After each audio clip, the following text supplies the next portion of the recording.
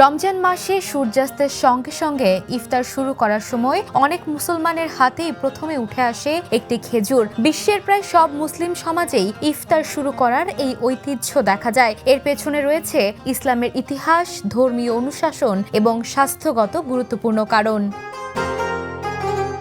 ইসলামের বর্ণনা অনুযায়ী মহানবী মুহাম্মদ সাল্লাল্লাহু আলাইহি ওয়াসাল্লাম ইফতার করার সময় প্রথমে খেজুর খেতেন। বিভিন্ন হাদিসে উল্লেখ রয়েছে, যদি খেজুর না পাওয়া যায় তবে তিনি পানি দিয়ে রোজা ভাঙতেন। তাই মুসলমানরা সুন্নাহ অনুসরণ করে ইফতারে খেজুর দিয়ে রোজা ভাঙাকে বিশেষ গুরুত্ব দিয়ে থাকেন। আরব উপদ্বীপে হাজার বছর ধরে খেজুর একটি গুরুত্বপূর্ণ খাদ্য। বিশেষ করে মক্কা ও মদিনা অঞ্চলে খেজুর ছিল সহজলভ্য ও পুষ্টিকর ফল। মরুভূমির পরিবেশে এটি দ্রুত শক্তি যোগায় এবং দীর্ঘ সময় ক্ষুধা সহ্য করার পর শরীরকে দ্রুত স্বাভাবিক অবস্থায় ফিরিয়ে আনতে সাহায্য করে।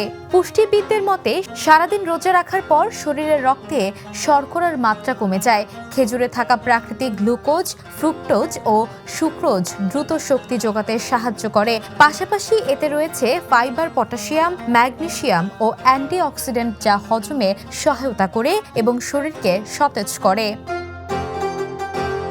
এছাড়া খেজুর সহজে হজম হয় এবং পাকস্থলীতে অতিরিক্ত চাপ সৃষ্টি করে না। তাই দীর্ঘ সময় না খেয়ে থাকার পর শরীরের জন্য এটি একটি নিরাপদ ও স্বাস্থ্যকর খাবার হিসেবে বিবেচিত হয়।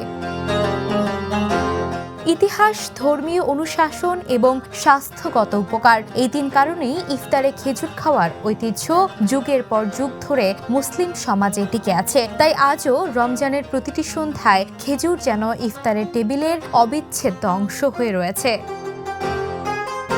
Islamic desk, the news.